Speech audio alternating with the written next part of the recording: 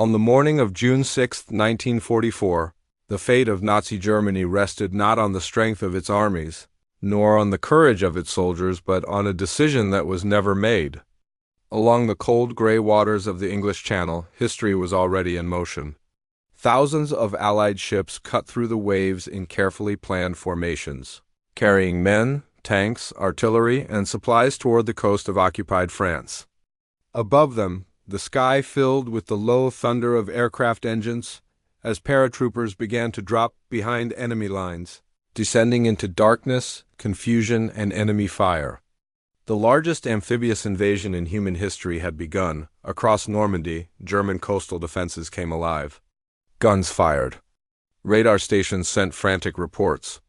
Officers rushed to their command posts, trying to determine whether this was the long-anticipated main invasion or yet another deception. Years of German planning had been built around uncertainty, and that uncertainty now paralyzed the very system meant to respond. At the center of Germany's defensive power stood its most feared weapon, the Panzer divisions. These armored formations had once shattered Poland, crushed France, and driven deep into the Soviet Union. In 1940, they had brought Europe to its knees in a matter of weeks. In 1944, they were still capable of inflicting terrible damage. They were allowed to move, but they did not move. They were not trapped by enemy forces. They were not destroyed by air attacks. They were not short of fuel or ammunition. They sat idle, engines cold, crews waiting beside their machines. Because the order to advance had not been given, that order could come from only one man. Adolf Hitler had centralized control of Germany's armored reserves under his personal authority. No field marshal, no army commander, no frontline officer could release them without his explicit approval. As reports of landings flooded headquarters and alarms spread across occupied France, German commanders waited for permission that did not arrive. Hours passed. Opportunities closed. The narrow window in which the invasion might have been crushed began to disappear. This moment was not the result of chance. It was the product of a command system built on rigid obedience, ideological certainty, and the belief that willpower could override reality. It was the consequence of a leadership style that punished disagreement and dismissed unwelcome truths. This is the story of how that system failed on its greatest test, how hesitation proved more destructive than enemy fire, and how one man's refusal to listen turned a dangerous battle into a catastrophe from which Nazi Germany would never recover. By late 1943, Germany's leadership believed that Western Europe was protected by an immense defensive system known as the Atlantic Wall, stretching from the frozen coasts of Norway to the Spanish border. It was presented as an impenetrable barrier of concrete, steel, and firepower. Nazi propaganda portrayed it as a modern fortress, capable of stopping any Allied invasion before it could gain a foothold on the continent. To the German public and to Adolf Hitler himself, the Atlantic Wall was proof that Fortress Europe could not be breached. On paper, the concept looked formidable. In reality, it was anything but. When senior officers and engineers inspected the defenses, they found a system riddled with weaknesses. Many bunkers were unfinished or poorly constructed, with concrete poured too thin to withstand heavy naval gunfire. Coastal artillery was often outdated or lacked adequate ammunition. Defensive positions were undermanned, staffed by second-rate units, older soldiers, or conscripts with limited training and low morale. In some sectors, entire stretches of coastline were defended by little more than barbed wire and a handful of machine guns. Even more dangerous than these, physical flaws was a fundamental strategic miscalculation. German planners had long assumed that the Allied invasion would come at the shortest crossing of the English Channel, between southeastern England and the Pas-de-Calais. This assumption shaped nearly every major defensive decision. The heaviest fortifications, the strongest artillery, and the most experienced units were concentrated there, while other areas, especially Normandy, received far less attention. That assumption would prove fatal. Intelligence reports, aerial reconnaissance, and resistance activity all suggested that the Allies were capable of landing elsewhere. Yet the belief in a Pas-de-Calais invasion became dogma. Evidence that contradicted it was downplayed or ignored. The result was a defensive system optimized for the wrong battlefield. As the threat of invasion grew more immediate, frantic efforts were made to compensate for these weaknesses. Millions of mines were laid along beaches and inland approaches. Fields behind the coast were deliberately flooded to trap paratroopers and limit their mobility. Wooden stakes, tipped with metal or explosives, were driven into open ground to destroy. Gliders and landing craft grim obstacles, soldiers grimly referred to as asparagus.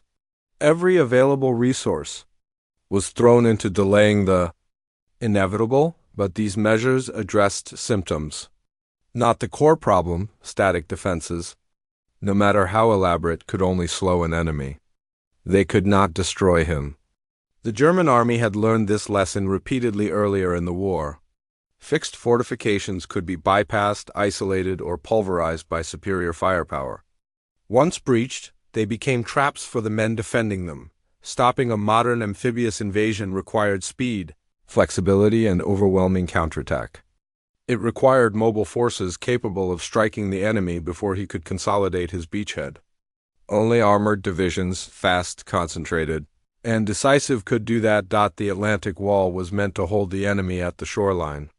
The panzers were meant to throw him back into the sea. Without them, the wall was an illusion, impressive in appearance, reassuring in theory, and fatally inadequate in reality.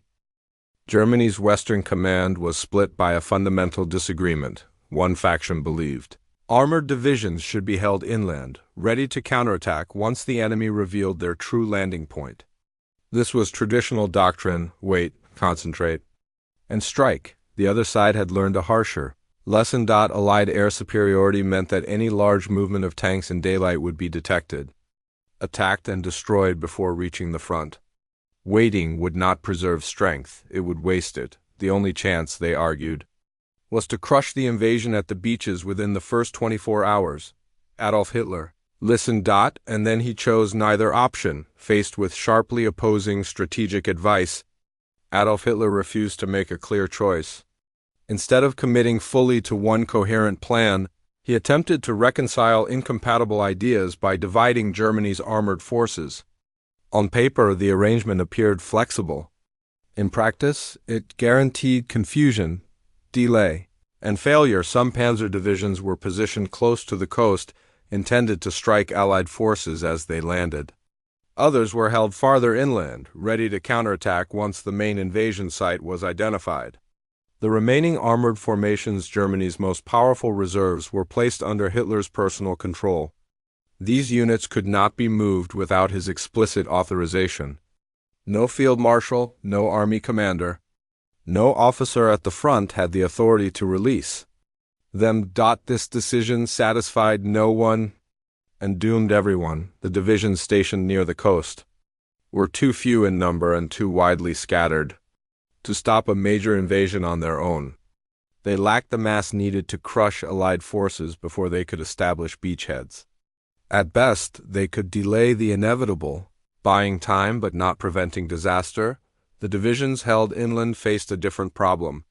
By the time they could be committed, the enemy would already be ashore. Allied air power dominated the skies, making daylight movement of large armored formations extraordinarily dangerous. Any attempt to rush tanks toward the coast risked destruction before they ever reached the battlefield. Speed, which had once been the great advantage of German armored warfare, was now its greatest vulnerability. The strategic reserve should have been the decisive element, the force capable of tipping the balance at the critical moment. Instead, it became paralyzed. By placing these divisions under his personal control, Hitler ensured that every decision would flow upward through a rigid chain of command. Reports had to be evaluated, interpreted, and approved at the highest level before action could be taken.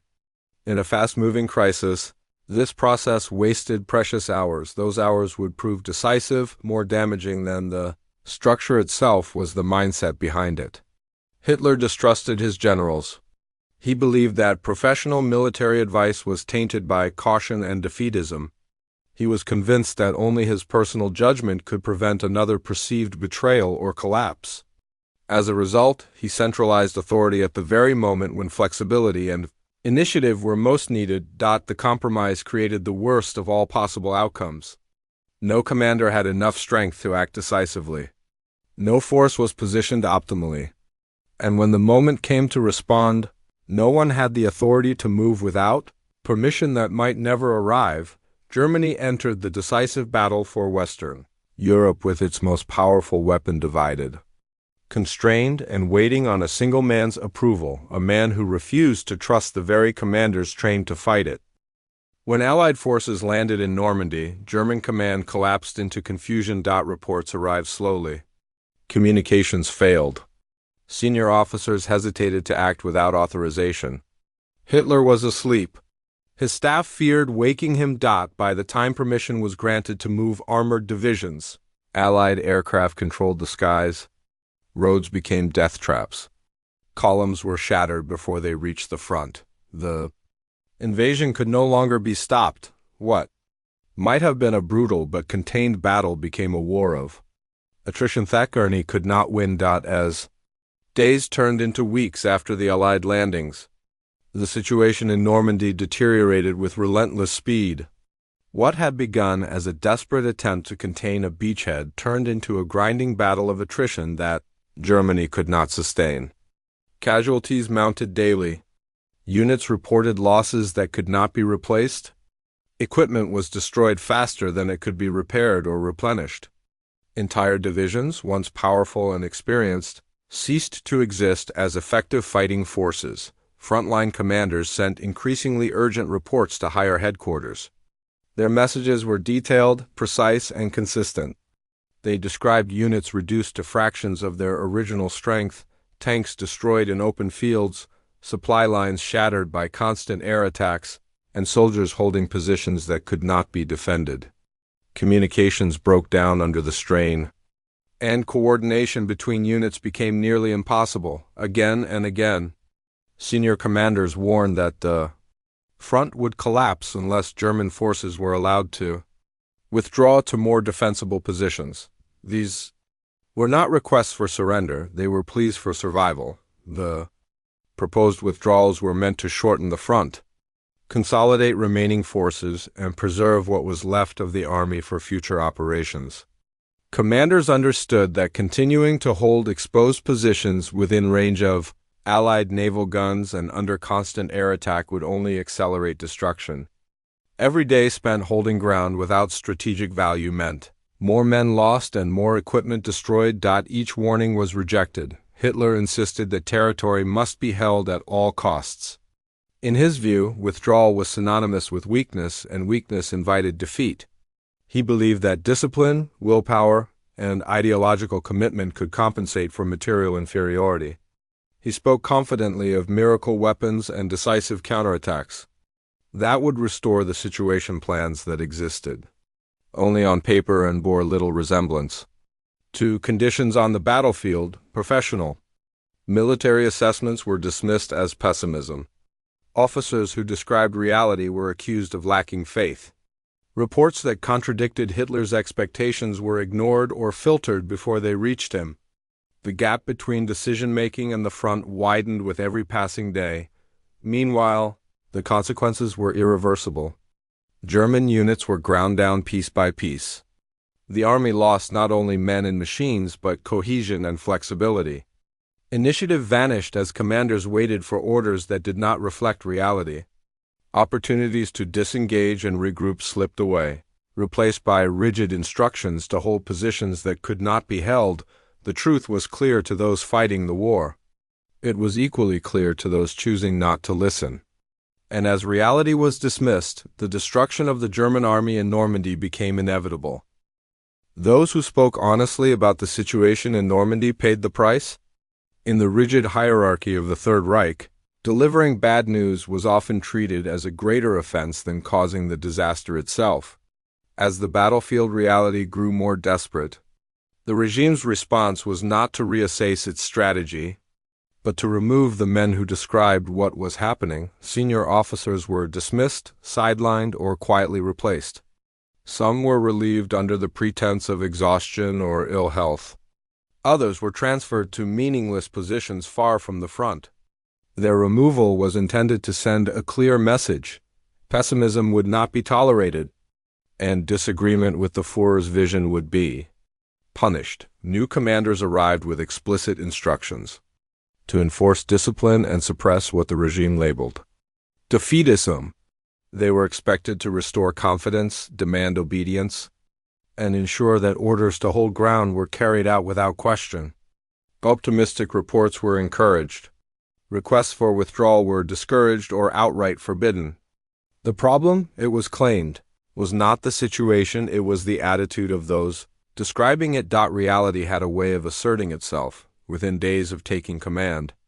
These new officers saw the same scenes their predecessors had described: burned-out tanks littering the roads, shattered units clinging to exposed positions, soldiers exhausted beyond endurance, and constant Allied air attacks that made movement nearly impossible. Supply lines were in ruins. Communications failed repeatedly. Orders issued in the morning were obsolete by nightfall. One by one, the replacements reached the same conclusions as the men they had replaced. By midsummer, multiple field marshals had independently reported the same truth: the battle for Normandy was lost. The front was collapsing. German forces lacked the strength, mobility, and air cover required to stabilize the situation. Without permission to withdraw to more defensible positions, total destruction was inevitable. None were listened to. Their reports vanished into a system designed to reject unwelcome information. Warnings were reinterpreted as excuses. Facts were dismissed as exaggerations. The insistence on holding every inch of ground hardened even as the ability to do so disappeared. Instead of adapting, the command structure doubled down on illusion. The silencing of the messengers did not change the outcome. It merely ensured that decisions were made in ignorance, detached from the battlefield they were meant to control. As each honest voice was removed, the leadership became more isolated, more convinced of its own narratives, and less capable of responding to reality. By the time the truth could no longer be denied, it was far too late. In early August 1944, with the situation in Normandy rapidly deteriorating, Adolf Hitler made one final attempt to regain the initiative. Allied forces had broken through the German lines and were advancing with alarming speed. American units were pouring out of Normandy into open country, while British and Canadian forces pressed relentlessly from the north. Germany's defensive front was stretched thin, its units battered and exhausted. Yet Hitler remained, convinced that a bold counterstroke could still reverse the course of events. He ordered a major counterattack. Senior generals immediately objected.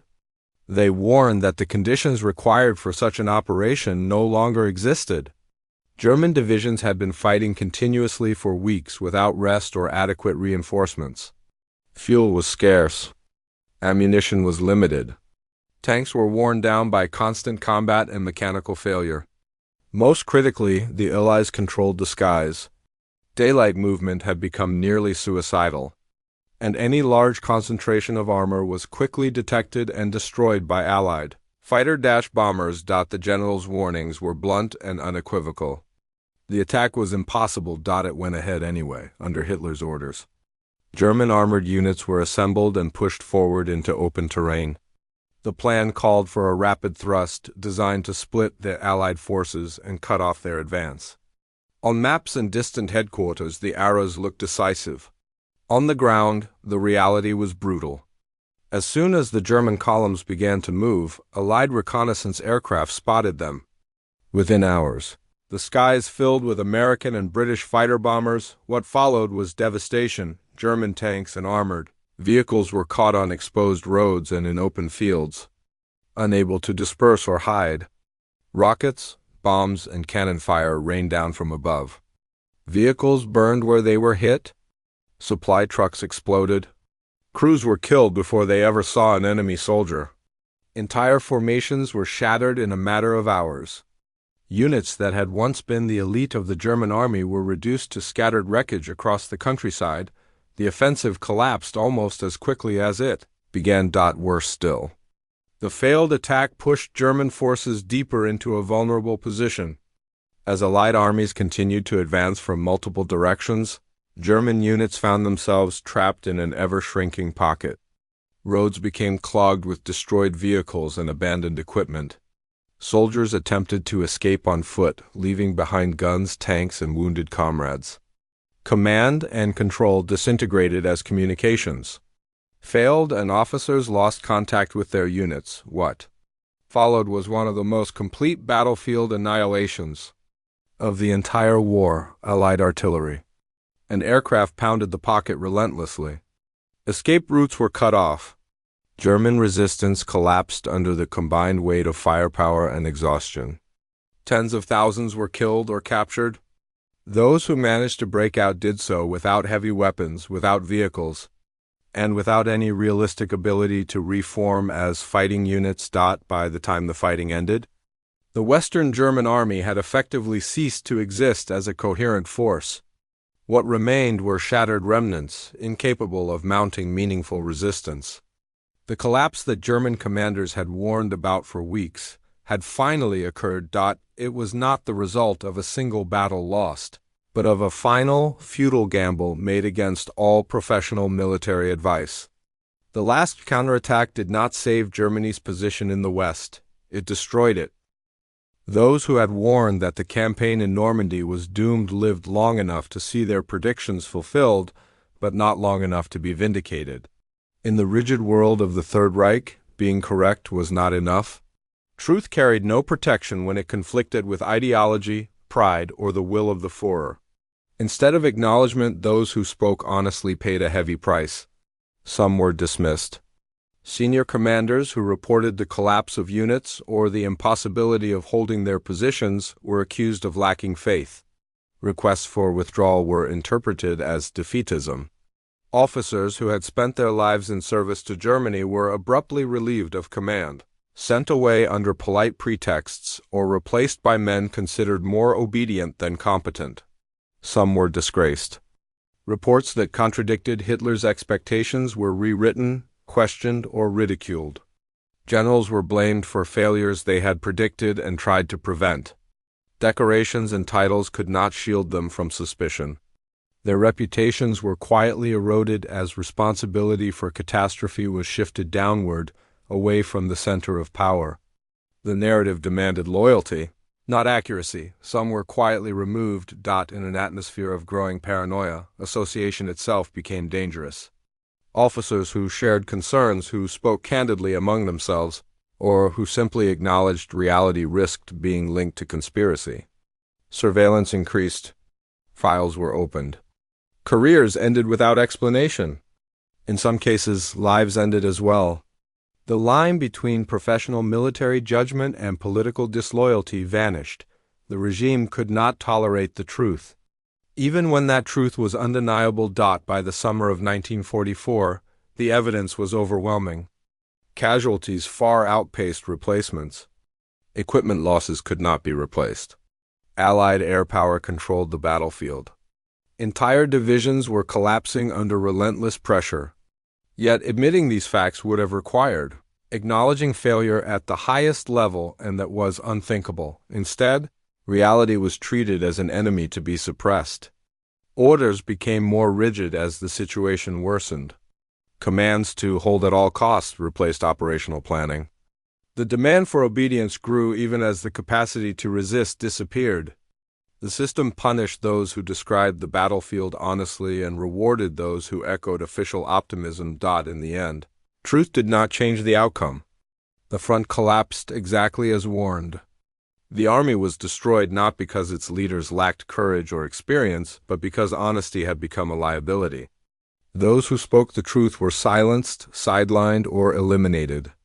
While decisions continued to be made in isolation from reality, the cost of truth was measured not only in broken careers and lost lives, but in the destruction of an army that might have been saved had its warnings been heard. History is not shaped only by battles. It is shaped by decisions and by the refusal to make them. If you want more deeply researched stories about leadership, power, and the moments where history turns, subscribe to the channel and watch the next video.